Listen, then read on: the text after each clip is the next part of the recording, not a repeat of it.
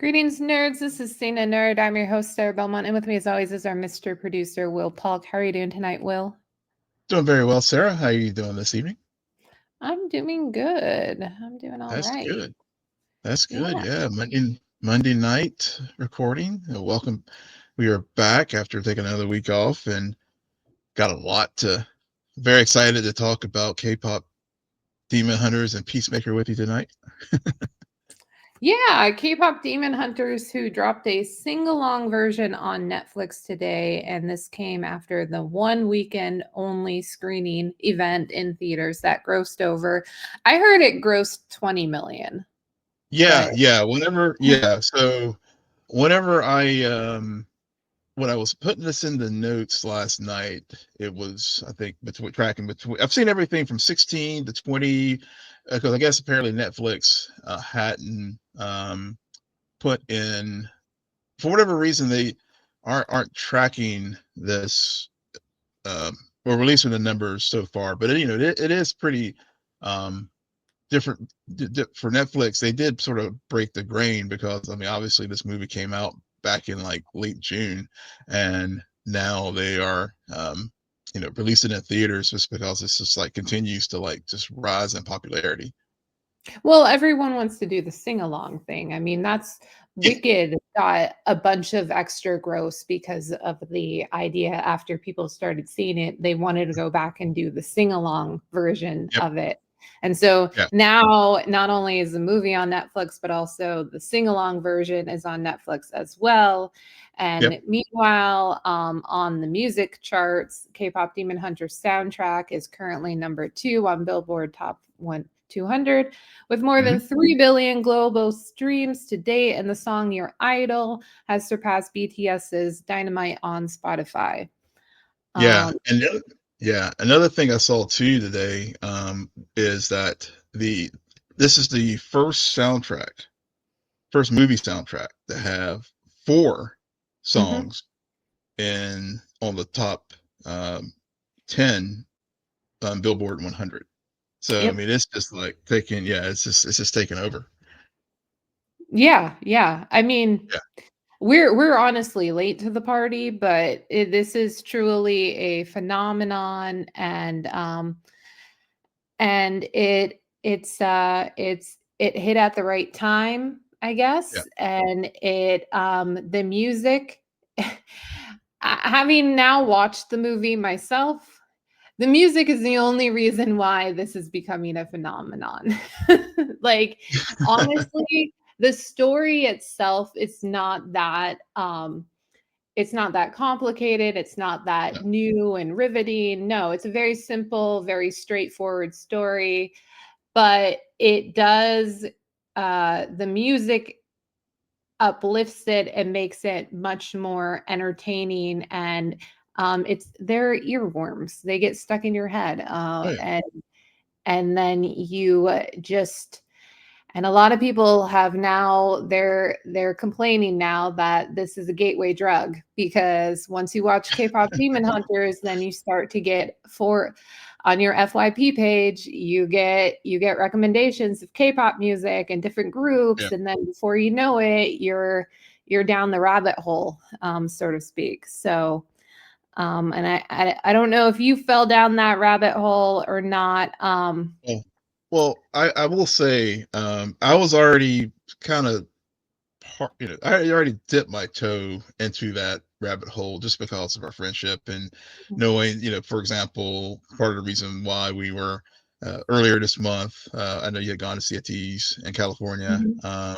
and so and you yeah, share your videos and stuff with me as far as some of the concerts, and I have to say, I mean, you know, so I for a lot of folks, BTS is like for I guess the novice K-pop fans who aren't really, I kind of when I was watching this movie this weekend, I was like, okay, now I see how Sarah feels when I start talking about Star Trek. What do you mean? Well, just because you're a bigger, our level of fandom here is like you're the K-pop person here. I'm just the guy who just kind of just dips his toe into it. I like it, but and as I was watching K-pop Demon Hunters, I mean, I was seeing some of the I was picking up because of our conversations and things over the years. I was Mhm. able to pick up some of the little fandom bits and some of the little and the some of the culture and the um things that happen, like as far as the light sticks and little Mhm. things like that if I did not have that knowledge base just from our conversations and stuff about shows and seeing things and whatnot, I probably would have missed a Mhm. lot of those things in the movie. Mhm. uh I will say, to your point about this, as far as the story, yeah, it was pretty much pretty straightforward. Mhm. um but it did, I have to say, I did like the way that it ended, Mhm. because I really thought they took it in a path where, especially with Spoiler Janu. alert, Janeo dies. Yeah.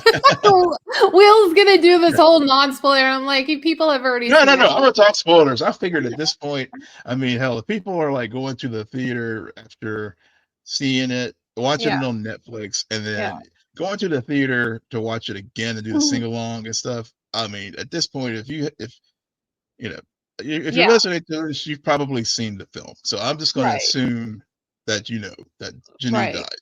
Yeah. And Can we rewind though? yeah, Because you said a lot of really interesting things. yeah. And then you kept going, and I was like, stop, Will, stop. Let me chime in Okay, here. sorry, sorry. Yeah, Um, I'm excited about it. so It's I just want to like I go really back. liked it. Got it. I want to go back to what you were saying about picking up on little things. So besides the light sticks, what can you give us more examples of the various nuances that you found as they Yeah, relate to fandom? yeah. The and I don't want to get in trouble because I don't want to sound like I'm being No, I know. Don't okay, don't fun. don't worry about it. I've heard it all. I've heard it all. Yeah, yeah, yeah. Full disclaimer, I have been a K-pop stan since 2021. Okay. Yeah, So I'm not a newbie, but I'm not an old K-pop fan either. However, I do listen to second and third gen groups. Okay, I listen to Shiny. I know who Shiny is. Taemin yeah. is my mom's alt. So okay, so continue, Will. Yeah, yeah. Just like I said, the light sticks, this the general things that and it's it's the fandom moments of the boy bands, the fans in the stands, as far as just and you see this. I mean, that's kind of a universal thing as far as just people just crying in the stands and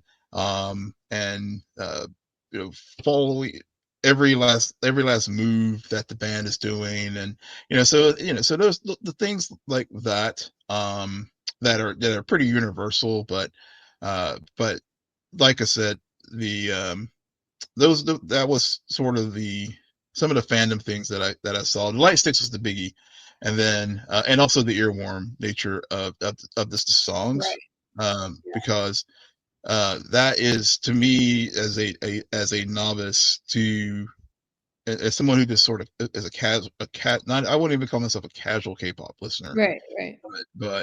but someone who does from time to time listen to various songs. Hmm. um They are earworms, Yeah. and I can see why this genre has really just taken off, because once you get one in your head, it stays there. Yeah, to an extent. I mean, at least the good ones. No, I no, mean, I no, no. personally, I know what you're getting at. yeah, Man, now I lost my thought. But yeah, the light sticks so for who, because that is one of the more unique things in terms of K-pop. So for those who aren't aware of that, is that each of the groups have a light stick. Yeah, capitalism at yeah, at its finest. yeah, Essentially, you buy the light stick in order to attend concert. And when you go to the concert, the light stick traditionally is hooked up to the Bluetooth, so it's Bluetooth controlled, and then you're able to have your light stick part of the light show that goes on in the performance. So it's a way for the groups to even to allow their fans to even feel as though they are a part of the performance itself, because Mhm. that arguably, like, yeah, K-pop is music. No. K-pop transcends music because it's performance. Mhm. Um, they a lot of the songs that get put out in K-pop specifically, they're not intended, and this is where like the divide comes between Western and Eastern culture. So over here, music is often consumed via your earphones, via the radio, right? Mhm. So you just hear the sound and then it gets stuck in your head and everything. Now, K-pop, what I found to be very unique about it is in Korea, there are music shows. So do you remember the good old TRL from back in the early 2000s? I do. Yeah. So think TRL, but not just music videos. We're talking the groups go to these programs and perform their songs, specifically whatever new single is out or new what we call title track is out, as promotion. And then fans vote, and every week they get crowned. And we're talking not one, we're not talking two, we're talking at least 4 to 5 of these. So during a promotional, when a K-pop group releases an album, they typically promote for 2 weeks to a month on these shows. So that's why there's so much dancing. And then for new people, that is also why like the choreo is so big, is Mhm. because it's suddenly not just you're hearing the sound, it's also visually. Like you have to have a visual performance because you're on TV or on YouTube, and you're showcasing the choreography. And so a lot of the songs in K-pop, I tell my mom all the time, and other people who I know that are into K-pop, that, well, when you listen to the song, you have to remember you're just hearing half of it. Like Mhm. they probably made that song because they're going to perform it. So you're not fully going to appreciate the song until you see it performed. Yeah. So there is so that's a very interesting side of K-pop that I think why RM from BTS, he's the leader of BTS. He said it best right around the time like Butter came out and Permission to Dance. Mhm. He said, Butter, I think it's a really good song to listen on the radio. That is Mhm. why BTS has in the early 2020 kind of like just blew up in the States, because suddenly they were making all English music, Yeah. and that was accessible for car rides. Yeah. Like their pop suddenly it did it, because I've seen let's call a spade a spade. Butter, the performance is not that great. Okay? It's okay. It's okay, but it's not anything shocking. However, Butter can be a fun song on the radio. Dynamite, of course, fun song on the radio. And that's Yeah. another thing. Like this whole like the other thing about it is I believe only BTS's song Life Goes On is the only song by them. Um, and I could be wrong about this, so please correct me.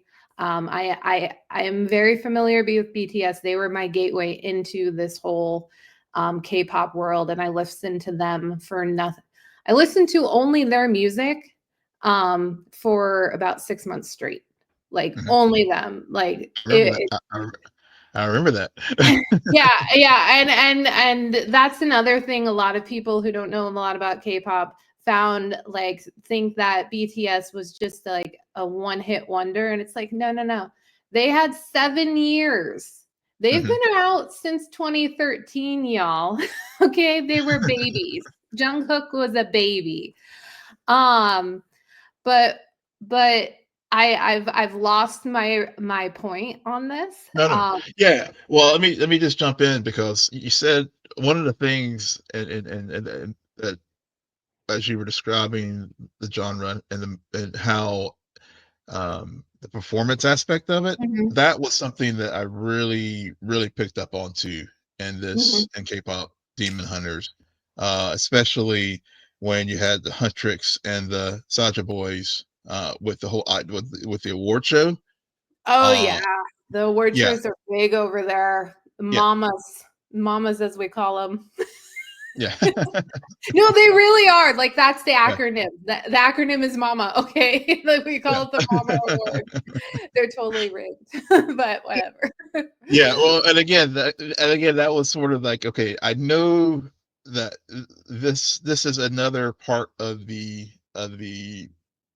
genre that as a new, that I thought this film did a good job of really, you know, really just capturing what all is that entails of K-pop. And again, like I said, I'm just a guy who just who Mhm. knows it vicariously through you, but I know Yeah. enough to be like, oh yeah, I think I've heard Sarah talk about this, and either whenever we've had story time with Sarah moments when you meant watch K dramas on Netflix or or other platforms, or just conversations we've had before and after shows where you'll share these things with me, and I was just like, so as I'm watching this, I was just like, oh yeah, now I can relate, and as the movie progressed, and Rumi, Mhm. whenever they were when she was having issues with her voice and everything else, but also just uh, just that the performance aspect of it really just was big to Right. me. And then also, and then again with the story, just basically where you have the Huntrix and the Saja boys, like basically their rivalry and you know how Well, oh, yeah, I'm not to cut you off. yeah, I feel as someone who is obviously a bit more in it. mm, They could have done more. They scratched the mm, surface. mm, There is so much because arguably, um, the fun thing is the South Korea is a very small, very very small country. Okay, yeah, yeah, everyone knows everyone there, and so fans like to pit idols against one another. mm. The idols themselves are typically friends. Like, they grew up and they didn't even talk, and this is another big difference, about the training systems over there, Mm, and mhm, yes, then people are gonna think, "Oh, you're talking about the fact that it's manufactured." Bullshit. No, no, no, no. No. That is a misconception, okay? mhm, They do training over there. We're talking, um, let me think about an example of how long. I forget how long Chris, from Stray Kids, he's the leader of Stray Kids, Bang Chan, how long he was. I think he was at JYP for a while, like 8 mm, years or something. We're mhm. talking, Mark. I'm gonna do Mark. Right. Mark Lee from NCT, Canadian, Korean Canadian. He, he tried out for SM Entertainment when he was 14 or 15. Okay. He flies he gets an offer to go to their training program, so him and his family pack up and they fly all the way to Korea. And he debuts 2 years later, Okay. okay? And Mhm. oh, yeah, we're talking he debuted when he was 16. So he only had 2 years, but we're some of these people like 4, 6 years, so they like grew up together. Yeah. And they live together and they do so that team they're the training they didn't go into, and I understand why.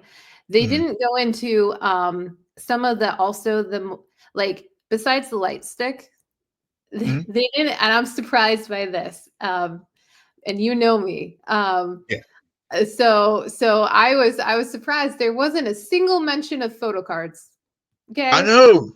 Yes. I was one thing that Single was mention now yeah. to the Now very thing that has taken majority of my money for the past few yep. years. But I think I did see some of the fans in the audience in the stands and stuff, maybe they didn't mention it, but I thought I did see some out there, Right. as far as just people carrying them and Oh whatnot. yeah. So, And and yeah, yeah. and the merch, like it's The merch was a big part. Yeah. oh, like it goes beyond light sticks. It's right. I could literally it they scratched the surface, and I think Mhm. because and I think a lot of this is also from my perspective as a fan versus the story, which is told from the idol's perspective, and something Mhm. that they did deep go into, but I don't know if a lot of people who are not familiar with K-pop, and not necessarily the music, but I'm talking Mhm. about the world of K-pop.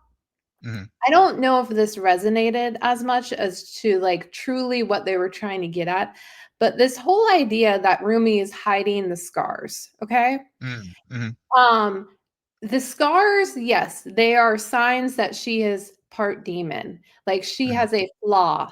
And they kept bringing that up. They put emphasis on the flaw because in Korea, there's a reason why these pop stars, as what we would refer to them as, are actually called idols.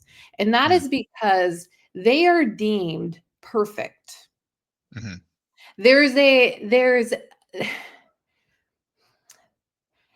an attention a spotlight on them where these kids, because majority of the time they're teenagers when they start, okay? Yeah.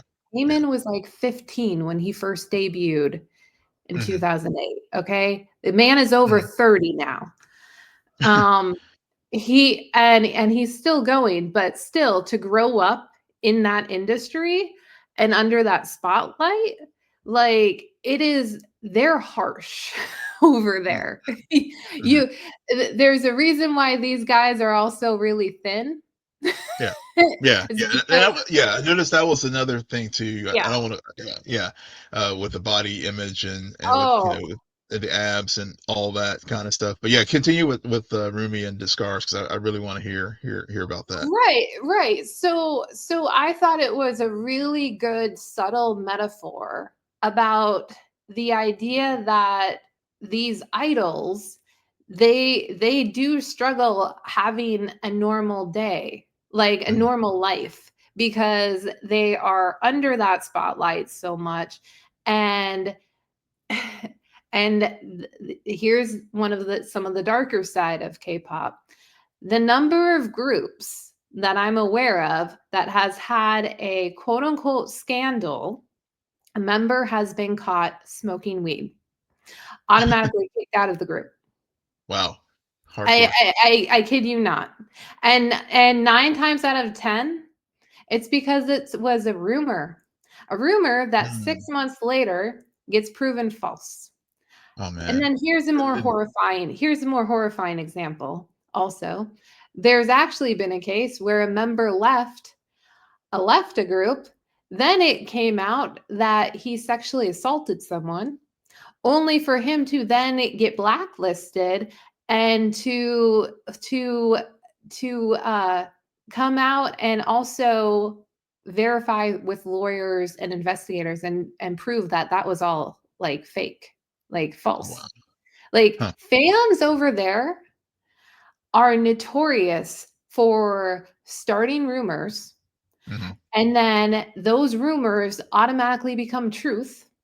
Mhm. And then members have to leave the groups. And Mhm. again, to go back to my point about the training, you're talking about someone who basically has lived and grown up in like experienced a very informative time of their lives with 5 or 4 or 10 other people, and then suddenly like they are no longer part of that family. Mhm.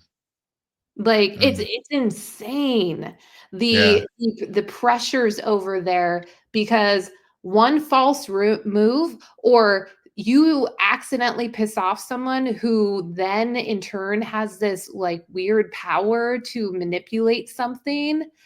Like, the horror stories I could tell you, it's a it is, it's hard to, because we see it with our celebrities over here, Oh, yeah, yeah. Yeah, we but do. a lot of times they're independent, right? Like Mhm. they are the groups never became a huge thing, and if it was usually a band, and and you would have your front man, but there wasn't there isn't that there isn't that much known, like, oh well, that scandal happened and then they got kicked out of the group, or then they left. Like, it's few and far between. um I would say it's a weird combination. If you were to take the microscopes that is applied over in Britain on the royal family, right? Okay. Wow, yeah. And then take that and kind of meld it with our paparazzi. Mhm. I think in between there, closer to the royal family, that's what you got going on with not all K-pop idols, but the top. Got it. Like the top of the top, the big names from the big companies, which we call the big four. So, which ATEEZ is not part of the big four, KQ. They're the most successful group, not part of the big four. So Huh, okay. just fact. Yeah. So, but you kind of get what I'm saying, that Oh, yeah. I think it was because the more I think about the story and the fact that it was told through the idol's perspective, it was a good metaphor that they used, especially because she was afraid they were going to find her flaws and then kick her out of the group, Yeah. and she would suddenly not know who she is, and be even more alone and isolated. Yeah. And a very similar thing was happening with Janu too, who we kind of got this understanding that he, in return for greed and his voice and everything, he kind of isolated himself from his family. Yeah, isolated, yeah, I mean, that was the thing too, the twist, one of the, twists as far as, like, whenever we found out what he did, because he told Rumi the story originally about the family, and now that you have, like, framed it with the deeper, like, the training Mhm, system and everything else, because I mean, we did that, that contextualizes this story even more for me, mhm, that I'm like, "Oh, I'm appreciating this film a whole heck of a lot more," because, yeah, it did explore, it did touch on those elements, and, yeah, it was only an hour, 30 minutes or mhm. so long, 40 minutes long, so it didn't go, like, too deep, No. but now that you have, like, described some of those things, his story to me, and even with Rumi and the scars, and the lyrics as far as some of the songs in Yeah. particular, Yeah. it's just so, I'm just so glad we're talking about it tonight, because it's just, now when I watch it again, which I definitely will, it would Mhm. definitely will resonate a lot more than it already has for me, Yeah. because now I'm like, oh yeah, I got the context for, like, these things happening here. And I like the fact that this is done well enough where you, without that context, you still appreciate it to an extent. Like I it's did. like not it doesn't go from a bad to a good movie. It goes from a good movie to, oh, there's more depth, and that's why it's doing the numbers it's doing, because people are going back again and again. And yes, I know a lot of that's also the children. Yeah. I mean, here's a fun fact. I was on a FaceTime with my 13-month-old niece, and in the background, I put on the song Golden Uh-huh. because I know she loves music. And about Yeah. halfway through, you see the little pudgy arms go up, and she starts to move. She starts to move. So it's a very bright sound that Yeah. attracts a lot of people, a lot of ages. And yes, they didn't go far into this world, but you can tell already there is so much more. And another thing, this is just funny. And yeah, I'm gonna continue to bring up all the ATs facts, because if you haven't figured it out, if you haven't done math, another term that is very unique in K-pop is the terms bias Mhm. wrecker, and alt. Okay. Mhm. Alt means a lot of different things to a lot of different people, but in my opinion, the definition of alt is that they're your number one. Like, Oh, yeah. that is the group that above everyone else, like you don't know what it is, okay? You don't know what it is, but you're like, they're my alt. When you know, okay? ATs is my alt group. Yeah. My mom, who's like alt group is BTS. Her alt of alts though is Taemin. Um, Right. anyway, look him up if you haven't. Okay, he's amazing. But to talk about the Saja boys Yeah. just a little bit. So, fun fact: ATEEZ has been out since 2018. They've had a demon line. Did you not? I mean, this is historic fact. You can watch a guide from 2024, and they bring up the demon line. The demon line has been a thing, okay? Now, Mhm. what do you when I say demon line, what does that mean? Okay. 3 members in particular. ATEEZ is an 8-member group, okay? Mhm. Technically, all 8 of them are demons, okay? But 3 of them, I'm talking Hunjun, Sunwa, San. They are considered what we call the demon line, because they how do I put this? And keep it kind of rated PG-13. They turn into somebody else when they're on stage. Just the eyes roll back, and they become possessed Yeah.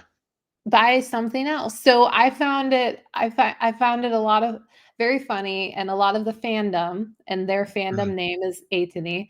We found it funny that, like, the Saja boys, demons, and everything, and your idol by the Saja boys. Um, Here's a song to go and check out, and another group, a group that's actually featured on the soundtrack. I was very happy to hear EXO on the soundtrack. EXO, who that's a huge group as well. Mhm.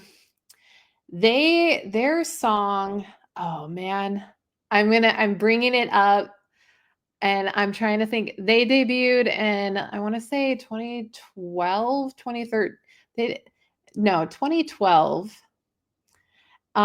Their debut song. I'm not talking Growl. Growl is not their debut song. Okay. Growl was Okay. the national anthem when it first came out, from what I understand. It became the national anthem. But there's this song, and this is gonna bother me. Shit. I have to look this up. Will, Okay, go talk ahead. some Yeah. more while I look this up. Yeah, well, as you look that up, I'm glad you brought up about the Saja boys and the the demons and stuff, and in particular with Guy and Jinu coming up with the, how can the how can they like overtake the Huntrix to keep the Hamoon from like forming and all that kind of stuff, and it's like, okay, we'll just come up with a boy band, and Yeah. that was one of the plot points that really were that also when with the story and how they did overtake the popularity, but for um but for Rumi being able to to really break through the scars and break through and the the lie, I won't say, like I said, yeah, it was lies, and the concealment of who she really is, and just finding her voice, Hmm. and again, uh there at the I think that was the really powerful transformative moment of the film, where I was just like, really, that last like 20 minutes, I was just like super locked in. I mean, I was really before, but I think what made this thing resonate so well for me was not only just the story that it was telling, but then the utilization of the music, Yeah. you know, to really share the story and really tell what that's it really reinforces the power of music as far as a way to like channel emotion and Yeah. what we're feeling, And to and tell a and story. and tell story, Yeah. and to me, that was what was the genius of K-pop Demon Hunter, was just the blending of that. And then of Yeah. course it didn't hurt that it had the Spider-Verse esque you know Animation. animation Yeah. as well. So I think that was also another point that I think made it very accessible to a lot of folks, also because that's sort of the style it's being, and it was made by Sony, as also. So so I think that's the style that recently that people do like. So, Yeah. but yeah, I think Spider-Verse did it better, but I did find yeah, this facts. Okay, yeah. EXO did debut in 2012, and their Okay, debut song is called Mama. okay, Okay. Okay. So a lot of XOLs would say argue that your idol is pretty much Mama, and Mama is a mm, bizarre song in my opinion. mm, It's a very weird song. Um, but yeah, and that's another thing. And I know that I'm referencing a lot of boy groups, but I did hear, for a lot of people who are not familiar with K-pop, and pretty much if you're primarily familiar with Western music, yeah, you know K-pop because you know at least BTS. But right, girl K-pop groups are actually, who, how do I put this? From what I understand, it's specifically in Korea and arguably in Asia in general, girl K-pop is actually bigger than boy K-pop. mm. So it's And not exclusive to gender. I yeah, just and want to make sure people are aware. yeah, Blackpink is a huge girl group, like just a yeah, worldwide girl group. There's also Netflix came out with Dream Academy, which puts together a, not a K-pop group, although they do go through the K-pop system and do promote mm, in Korea, but Cat's Eye, they are technically a world group. There's also, I'm going to make a plug for this group because I find this group to be fascinating. And they did just perform at Coachella this past year. XG. Have I told you about okay. XG, Will? I think, yeah, you did, Okay. yeah, and Okay. yeah, So XG is, oh, I'm about to lose my card because I suddenly was like, XG is a, how many members are in XG? They are an all female group who are all Japanese. mm, They are born and raised Japanese. Okay. They are under a Korean label. mm, Therefore, they actually promote in Korea, but all of their songs is in prime, like I'm talking 99% English. wow, So huh, they are from Japan, they sing in English and they promote in Korea. Huh. Okay, wrap your mind around that. Wrap your mind Yeah. around that. And and they are fluent in all three languages, okay? And Kokona can rap in all three languages in that Wow. sense. And so can Maya and so can Jurin. It's insane if you haven't watched the viral XG tapes as they call them. Okay. Um, Okay. but but Huh. they're like it's interesting how the the K-pop system Mhm. um is suddenly like between XG and then Cat's Eye kind of blew up. I don't know how long they'll last though. That's just my opinion. Yeah. Um But they're now a world group and they're under one of the big four companies. So between that yeah. and their drama on Netflix, I know that they have a lot of buzz around them, but you can tell that there is something that the business side Mhm. of the music that's coming out of Korea is very enticing, not only Mhm. for us in the US, but also worldwide because they want to tap into that because of what you were just talking about not too long about the that fandom. Yeah. Like I've heard some commentary coming out of this movie and I have to say yeah, yeah, it's people don't I don't think you quite understand the fandom until you're actually in it. Yeah. Oh, yeah. Because it just it's like, "Oh yeah, I get it. I understand." I'm like, "No, no, you Yeah. don't understand." I have had never had I live again, for those who don't understand, I live in Alaska. Okay, I have to buy airline tickets. I have to pay for a hotel for at least 2 nights.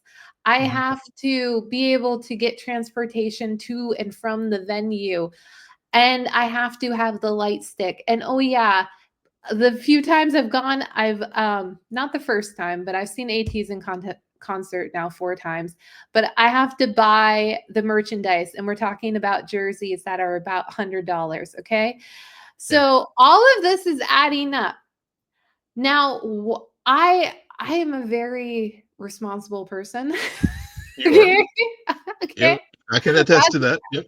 That for some reason, and I have so far only done this for one group. Um, but I like I can't explain it in detail. It's just like my desire to not only support them, but to be a part of that to have that experience for Yeah. my memory. Wow. Like I have never and oh yeah, I have also talking because I've done fan calls with 2 of the members, not to brag. Like Yeah. I have and I still have Yeah. PTSD because Son Yeah. he We have. looked he is a demon, Will. He is a He demon is. and he stole my soul during that 3-minute conversation where Yep. he I was remember way that. too close to the camera. Yep. I remember that. Remember doing some test runs to make sure the platform worked with before you Yeah, yeah. whenever you had the call. 'Cause I But was I freaking completely get it. Yeah. Yeah, but I completely get what you're saying about fandom. And like I said, I can appreciate it from an academic standpoint, but but you and so it's just so enjoyable for me. I know whenever we talked about covering this film a couple weeks back, uh, yeah, yes, we are behind because at this juncture, it was already like popular, and now it's just like everywhere. I mean, Mhm. truly everywhere. But one thing too, when you're talking about the girl K-pop Yes. bands, and I know we want to talk Peacemaker as well tonight, but that was one thing I did. To your point, uh, they also did address that, and that they are, the girl K-pop bands clearly, Huntrix is the band, in the world, and Oh, I and thought and you were so gonna bring up the fact that they showed TWICE singing the music at the end. which Yeah, Twice is there. a big group over there. Yeah, there that too, yeah. No, you brought it up for me, but, yeah, but that there's that, and then also just to let you know, the last thing I'll say about it to you is just, again, just, from the beginning where they just talked about how, and we're going back to our point about story and song, Mhm. uh, where you've had these trios throughout time, and then, they're clearly setting up the whole, Huntrix now, but then at the end of the film where you have the the girls see these younger three, and I was just like, Yeah. sequel. So See, I don't want them to go to the younger girls. I actually yeah. wanna understand. I want a flashback. I want a prequel, Mhm. 'cause Yeah. I wanna know what happened with Rumi's, birth mom and birth Mhm. father. I Yeah. wanna be told that story, 'cause that story I do too. sounded fascinating. Yeah. Yeah. But to continue on this point about story and song, which I'm so glad you brought up again because this is really something I want to talk about that I don't think people quite understand. Um, K-pop, another unique thing about K-pop and K-pop's music. Um, a lot of groups Mhm. have not only a concept, but a storyline. Mhm. A storyline. Storyline. And we're talking the music, the lyrics of Mhm. the music, the the performances, the Yep. music videos are all connected. BTS is notorious for having what they call the BU storyline, to the Mhm. point where there's a movie, I believe, that's available on Amazon that is, came out recently, and it basically took all of those and created told the overall story of the BU storyline. There's a group called In Hyphen who just finished touring the States. They have a vampire concept and they have a whole storyline. Mhm. ATs has one of the most fascinating stories, and in my very, very biased opinion, okay? And it's what drew me in. And they have it to a point where there's a world A and there's a world Z, Mhm. okay? And there's a chromer device that transports them. It would we would be on this podcast for another 2 hours if I had to explain the AT's storyline for y'all, but that is what sold me. When Uh, I started figuring out the storyline and I uh-huh. watched YouTube explanations on it, and now all of a sudden, and to this day, I will watch a reactor react to one of their albums that came out in 2018 or 2019, and I will continue to take screenshots of lyrics on these about these songs and be like, "Oh my god, there there's a song called Desire that they released on their second album, and there's a lyric about not being able to see but just being able to feel. Well, there's now, like, fast forward 7 years later, they released a song called Blind, which is all about desire. So it is so connected. It's just they and then also their albums, their albums are there's 3 versions of the albums. Again, capitalism Yeah. at its Earth finest. at its 3 out, finest, yeah. right? And you have the A version, the Z version, and then what we Yep. call the diary version. Like, Yeah. the diary versions have chapters. Mhm. Like, we're talking books. Like like, so I think you're right. Like, I think what they nailed is that idea it's I wouldn't even call this a musical. It's just that the Yeah. music helped reinforce ideas about or themes within this story that they're telling, Mhm. which is a very K-pop thing that Yeah. I until you find it, it just goes over your head. And this is my last thing, and I just have to make this plug because I will tell you there are 2 songs that arguably is what sold me on this idea of the K-pop story. And if I have any recommendations, it would be these two songs, and they're actually BTS songs. Okay. If you are at all, after watching this movie, interested in this idea of storytelling and music, go and watch the music video for BTS's Spring Day. Okay. Okay? Watch that music video without lyrics and then with lyrics, okay? Then on YouTube, there's explanations. And you will, trust me, it doesn't take very long before you get the right explanation videos for the Spring Day, not only song, but music video. Okay. Okay? Okay. It's a whole thing. The other song, and I recommend listening to the song with find the lyric video so you understand, but then find their performance of it. Oh my God, I love the performance. Magic Shop. Okay. Magic Shop has some of the most beautiful lyrics. And if you don't know what a magic shop is, look it up because it makes, like, once you start figuring out, and we're not even talking translations, we're just talking like, why are they using that metaphor? Well, magic shop relates to actually a psychological thing to find hope and peace, if I remember correctly. But those are the two songs I would recommend. So Yeah. Yeah. Place of healing and self-discovery. Yeah. Yeah. I mean, yeah. yeah. I was just looking it up Place as of, yeah. Place of healing. Yeah. yeah. So yeah. Yeah.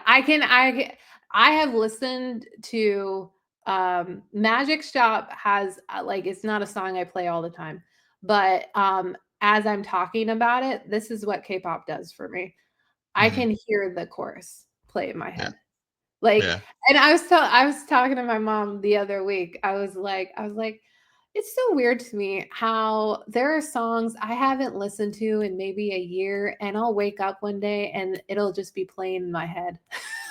It's randomly, and I'm like, I Yeah. don't even listen to that song so much. What are you doing? But so now that we've spent an hour talking about K-pop Demon Hunters, Yeah. clearly I could talk longer, but we do Oh, need to talk about Peacemaker.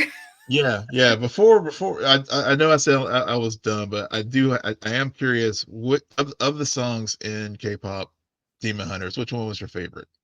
Ah, I wouldn't say any of them. Like, I will be honest, I didn't download any of them. Okay.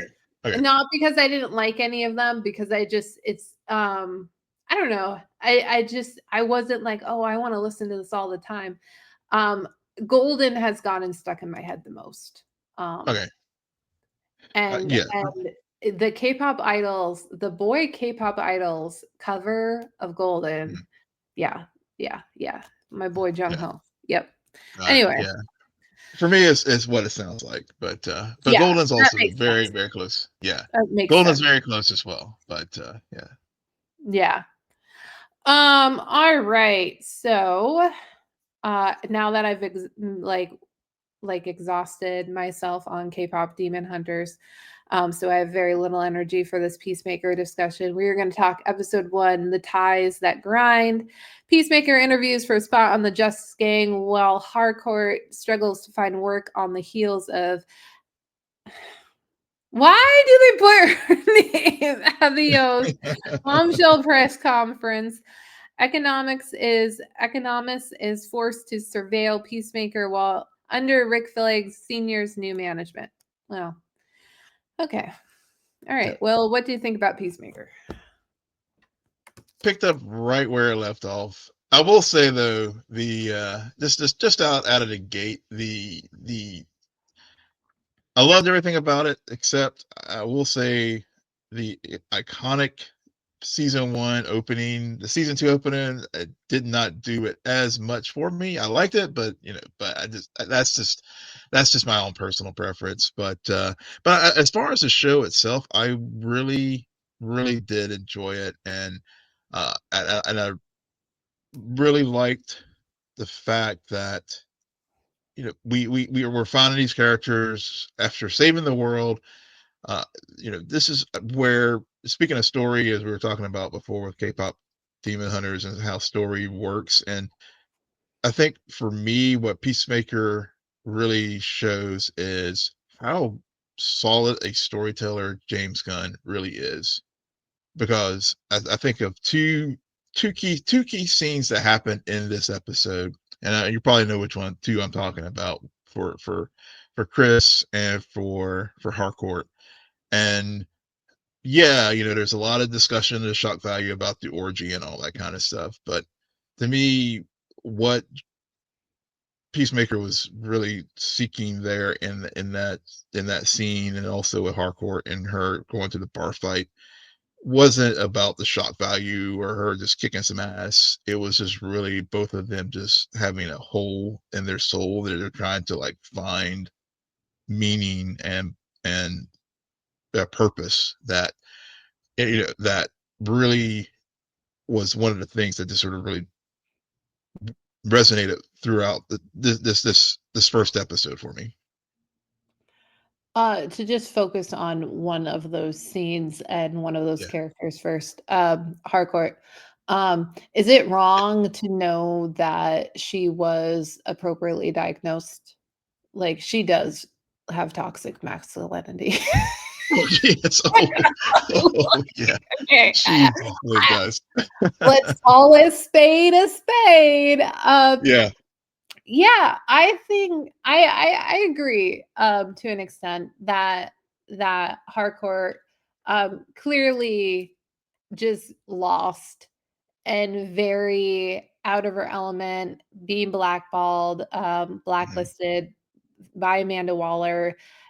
So and not knowing, like, she she knows nothing else, and a lot of people who lose their jobs or find themselves at somewhat of a early midlife crisis, they go through that period of Mhm. like, what am I? Like, what is this all Yeah. for? And that purpose. And the purpose, now I'm unlike you, I have not rewatched the Peacemaker season 1, but I do vaguely recall purpose being a fundamental theme of season 1, and it Mhm. continues because even though the season 1 arc wrapped up, and they did save the world, it doesn't mean like these guys have suddenly found themselves. And it's also interesting that it's not only Peacemaker, like this whole gang now, and I'm not talking Justice Gang. This whole crew has now found themselves displaced, and I think what really hit that nail on in terms of these other characters. Not I'm not talking Chris slash Peacemaker quite yet, but was that whole scene with Economist and Abayo Abayo Adebayo? Addy, yeah. Abayo Yeah. Abayo. I'm gonna get it by the end of the season, that bio. Yeah. And when he tells her, like, I've been tasked to run surveillance on Chris's house, Mhm. and I found this evidence of him and this dimension, and I don't like I thought the actor did a good job of clearly, even though it's not like, "Oh, I've known him since I was 5 years old." There's a clear loyalty slash bond Yeah. there Yeah. that he can't in good faith suddenly just, like, be like, "Well, I'm just doing my job." While at the same time, it's kinda like, "But this is my job, and I'm" like, the conflict was very real there, Yeah. and I like how it was bounced off of Amanda Waller's daughter, Yeah. who is also who's one of them who's taking like this opposite. Like while everyone else is kind of like, I don't know what to do because I can't do the thing I was meant to do anymore. Yeah. She's like, I got my cards. Yep. We're positivity. We're gonna do this. I was kicked out of my house. Like me Yeah. and my girl aren't together anymore, but we're still alive. Yep. Yeah, that's a good point. I mean, Adebayo, yeah, I didn't really think of it that way, but you're right. She does have her stuff together. I mean, you know, I didn't say that. well, I mean, I don't think relative, she's relative, relative well to well everyone else. I don't think she's has her stuff together. I think she's putting on a false mask of Yeah. confidence Yeah. because if she were to, because it's not just that her job is to shit, her personal life went to shit. So she's True. very similar in a way, she's more similar to what's going on with Chris right now Yeah. than Harcourt. Where she is suddenly and also the betrayal with her mom. Like Yeah. I feel like the mask she put up is such a statement of falsehood but it's just like if I were to really look at all of the shit that is going wrong in my life right now, I would probably commit suicide. Yeah. It's True. a defense mechanism is what I'm trying to say more Yeah. so. But it also allows there to be balance among all these characters where they're going through similar things but they're having different responses, which I think is necessary so that we can see different how different individuals would respond in this situation. I mean, arguably she's taken more of the vigilante route than anyone. Yeah, Vigilante's back at yeah, he's back at the restaurant and and still yeah, I love that call between him and Economos with the whole owl thing and and again he just really wants that belonging because because he thinks Well, it's belonging with this group of people more yeah, so than it's not the same belonging as Harcourt is missing with like, mhm, I need to do the thing that I've been doing and it's all I've ever known. Like Vigilante on that phone call, you don't get the sense that he's mad that he's no, still like a waiter or anything. He's just like, I'm still living my life, but now I have these people that I can continue to call even though they clearly don't want to talk to me yep. and have these nuanced conversations with. And then like I'm gonna go and invite myself to this guy who I barely know's wedding. Like Yeah, his life. yeah. So That's his life. Yeah, I mean I think he is. Yeah, I mean he is I guess maybe the most constant. yeah. Because yeah, he is who he is, and to your point, I'm glad you like corrected me there about Adebayo, and really she doesn't have things together because you're right. Mm-mm. Yeah, she really is trying to like she's trying to set herself up and really go into like what was it, the 11th Street Kids is I think the name of their little merry band Mhm. and going full forward with this. But you're right. I mean everything else in her life is just has gone to the weight, to shambles, Yeah. and so I'm really So glad you brought that up. So she's pushing all of her stock on Chris and Peacemaker, and Yeah. that's why she felt like a stage mom taking her kid to an audition for the Justice Yeah, Day. Like, we got these cards, you're gonna do great, okay? And are we yeah. at the right place? Like, it truly felt No, like a parent dropping their child off at a weird place to yeah, audition for some kind of weird movie. yeah, it was. It did feel like it that I totally got stage parent vibes. I was like, I did. That's a great call there. With that, and then of course the whole moment there with the interview with Matthew Lord. Yeah, that went on just and a little too long for Maxwell me. Lord, and yeah, you know, yeah, I will say that yeah, I agree. It worked for a moment, but when they started going into the popcorn Mhm. and the butt and all that kind of stuff, I was like, okay, James, tighten that up a little bit because you had a great scene there, but it did go a bit long. I would agree with you there. I so, I'm just gonna go back 1 second because I will say, um, this was I think this is a good episode, especially for a first episode of the season. However, Mhm. I would have liked it more had there been more Vigilante. I'm just saying. Yeah, Vigilante is yeah, my favorite character. I'm just saying. Vigilante more, same. please. But then again, when we get too much of him, I'll be like, okay, reel it in.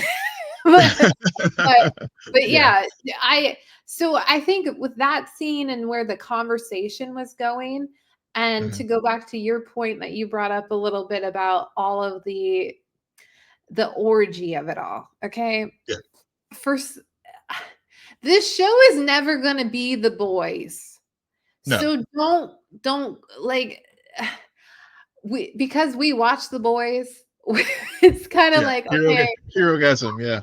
I I don't need The Boys outside of The Boys, and we are getting ready for Gen V season Yeah. 2 at the end of next month, which surprisingly we'll be covering while we wrap up Peacemaker, which is funny, but it's just and I will be honest, like, I kinda hate that they went that far because Mm. and I hate it because I was so over all of that, that I did not pick up on a lot of the nuances, and it took me a moment to actually get back into the episode once he goes into the other dimension and meets his brother and everything and his father. Like it took me a moment because I was like kind of like I felt like I left the episode. I'm like, okay, you have your orgy, whatever. I'm just gonna be here. Yeah. Like, I Yeah. don't really care about any of the stuff. I do similar things when action sequences go on for Yeah. too long. Like I will Yeah. just You do. I will You just do. check out and then I have to Yeah. check back in and then suddenly the stake of the third act is lost on me or I like could care less because like you took me out there. Yeah. Um Yeah. That is something that is very true. So so when you said that, I didn't even think it was because of all this, all the nudity and everything else, and just all just yeah, yeah, because you shared the same sentiment mhm. about that. I think for me, it was okay. I had several, I did, well, the boys. I also thought Doom Patrol. I think they had a similar type Yeah. of outstand But outlandish scene, but where it did pull me back, where I did start to realize that, like, oh, he's just really trying. He's just he's trying. None of this stuff is soothing for him. I mean, one of the good things that did come out of that overlong scene when he was auditioning with the Justice Gang was the fact, they did bring up the fact that he's a free spirit. Um, oh, I thought you were gonna say he's a great cocksucker. well, that too. Okay. Um, 'Cause they did but yeah, Will, when you were rewatching season 1, I don't yeah, remember a scene like that occurring or any no, kind of idea. Was there any innuendos that he partaked? he's bisexual. Because Yeah, I yeah, think he's that's yeah. okay. Yeah, and yeah, so I knew he was bisexual. I did know that. They do Well, reference that in I'm season not 1. talking about the Oh, bisexuality of it all, but oh, I think a few people have pointed out he's fully yeah, clothed during that entire sequence, and that's a red flag. Why? Because if you're gonna do it, then do it. Like to me, there was just it's not even the nudity and all of that. It's more just like because again, we watched The Boys. yeah, We Doom Patrol had an episode too, but the characters, their responses to those events made sense, and so it felt like okay, I can see these characters in this situation. For some reason, I was just like, so this is just the scene where you're trying to be the boys, but you're not the boys because yeah, Like, I thought it was more like him getting high, okay, but to have a full-on orgy, like, I don't know. It didn't even feel like an orgy though. It felt Yeah. like just people were having sex all over his house. Yeah, it felt like people were having sex over else, but I think for me, whenever so what pulled me back in, honestly, Yeah. was actually when he went to the cupboard to pull out the Coke and for a Oh, rainy day. And that's when I was just like, I get it. He, yeah, he is, because of what we talked about earlier. And and after he's dejected from the interview and everything mhm, else, he was just looking for that escape and looking for something to like just fill that void that he was feeling. And so that's where I was just like, and none of this is satisfying. And so that's where doing the lines of cocaine is where it was just like, okay, I get it now. So yeah, the visual aspect of it, yeah, a moment. But then after that, then I got back in it and got back in the story. And of course, when he went into the uh, mhm, closet and went to the other dimension and everything. Yeah, that was just, again, seeing his acting chops and how much better actor he's gotten even since season one really did come across there with Keith and all the story as far as, when they had the previously on, mhm, and how they like bookended that with, going into another universe, which apparently in the quantum realm there is like 99 doors. So they have any number of stories they could tell with that. And that's another mhm, thing too. I think Gunn does a good job. It reminded me a lot of everywhere all at once, mhm, where they did a good job of utilizing the multiverse in a story, not to be the gimmick, but to just basically a gateway to like tell the deeper story, the story here, as far as like the life that I could have had, oh, with yeah. with Keith, and a father that actually loves him and doesn't, berate him every moment. Yeah. Yeah. It is a good using that mechanism in a way to continue telling a story that you've already started. Hmm. Um for sure. So naturally he kills the other version of himself at the end. Yeah. Which is how we conclude the episode, where we realize the uh, the peacemaker of this alternate reality, other dimension, however you want to call it, and he confronts um, Peacemaker number one, and they get in a battle, and Peacemaker number one uses a jetpack against him, which I did listen to the Peacemaker after show Yeah. with James Gunn, where they brought up that the jetpack was actually something that our Peacemaker requested in the very first Hmm. episode of season one. Very Yeah. cool tie-in. I will have to say, other than that, not a fan of the after show. Not a Yeah. fan. Yeah. Yeah. I've I listened to some episodes, and yeah, some are better than others. Yeah, I don't know if I'm gonna dab my toe back into that, because it felt too much like, oh, you did this good, you did that Yeah. good, and I'm like, talk about the actual like story plot Yeah. going on here, people. Yeah. Like, I will let's say, not give kudos. yeah, I think this is where, James's ego sometimes gets the better of him. It would be Well, better served if he had another host to like bounce off of.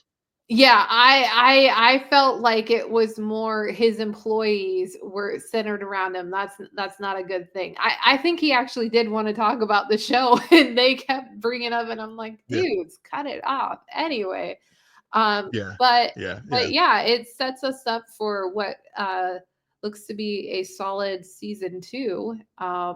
And And we can't have any analysis without, of course, mentioning the retcon. Just for those folks who need it, I just wanted to point it out. So they did it, and hopefully we never hear anything more about, is it canon? oh, we're gonna hear about it again and again Oh yeah, and again. Oh yeah, yeah, it's a talking point.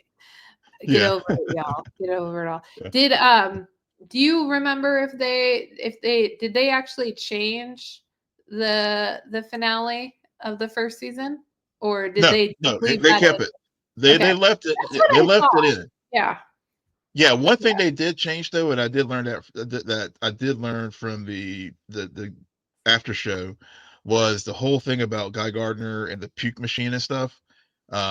Apparently, I guess that scene was filmed for the first season, right. but but they couldn't use it. So so whenever I watched the episode Thursday night because I still want to get spoiled about the dance number. But I watched it again last night, and with the knowledge about that, and I did see how they cut wove that cut scene from season one as far as Guy and the puke machine into this episode when they were whenever Gardner was like talking about how he thought it was like he had some puke fetish, but other than that, everything else from season one was pretty much how it was from when I watched it before the first time around. And then of course, there's obviously the tie-ins with Rick Flag and everything now with Superman and all that. And I did watch I haven't finished Creature Commando, so I don't know how things sort of ended there, but I will say Frank Grillo as Rick Flag. I'm very curious to see where things go with this story. And then I know Tim Meadows and um, and then Sol Rodriguez is Rick Flag's assistant. So well, with the whole Argus of it all, there's a lot of things. I'm sure they'll like have some tie-ins to Superman and other parts of the Justice, the DCU moving forward. Which, I will say, I do like the fact that tonally it's not cookie cutter with what I've seen from the three projects so far in the DCU, which is nice. Yeah, but I think it's consistent. I lost you there. I said I think it's consistent. Yeah, yeah. Like I think the two projects I've seen, because I Hmm. didn't watch Creature Commandos, are consistent in tone. Yeah, And I think to an extent, like some of the later projects in DCU, it's a weird thing, because I'm not saying it's the same. I'm not trying to make this sound like a bad thing or yeah. a detriment, but I am saying what I'm trying to say is it feels like DC, Hmm. um it doesn't feel like a brand new, like, oh, that was the DCU and this is this, and Yeah, yeah, you can tell there's a big change. No, because the later projects in the DCU were like similarly colored, similarly toned. yeah, So I'm not talking Justice League or anything, but those last handful of projects that came out in the yeah. 2020s, They did. um, Yeah, yeah. kind of Blue like, Beetle, Aquaman. Yeah, they all yeah, had that same. Yeah, yeah. I know. Yeah, yeah, they did have this. Yeah, yeah, it's not cookie cutter, but it's also I wouldn't say it's like, oh, you have like all of these different genres or the different world. I mean, the one outlier is the Batman, but yeah, yeah. that has been that's between the retcon and that whole situationship, and I'm just going to call it a situationship. Yep, Yeah, the DC still manages to make the headlines even when they yep. don't got much going on. They still will get their They, headlines in there with they do. the constant, because I think the DC could run circles around Marvel if they ever release the uh the actual shenanigans behind their business model. Yeah, yeah, I think a lot of the DC projects over the last 20 years are much more fascinating when we learn the truth about what actually happened. And oh I'm yeah, looking at you, Shazam, or yeah, at you, Black Adam, should I yeah, say? Meant to say Black yeah, Adam. yep. Um, Yeah. So Yeah, I just, yeah. man, those All documentaries are gonna make billions. all yeah, all the teas out on the street about those projects for Yeah. sure. Yeah. Yeah. All right. Well, on that note, Will, why don't you tell our listeners where they can find you? Hello? ILLMPOLK. Okay, and you can find me there too at SJ Belmont, SJBLMONT. Please follow our crew on Twitter at Scene and Nerd, on Blue Sky, friend us on Facebook, follow us on Instagram, and threads at scene_n_nerd, and visit our website, www.sceneandnerdpodcast.com. But most importantly, rate, follow, and comment on Apple Podcasts, Spotify, YouTube, or wherever you get your podcasts. Good night, Geek Out. You're welcome.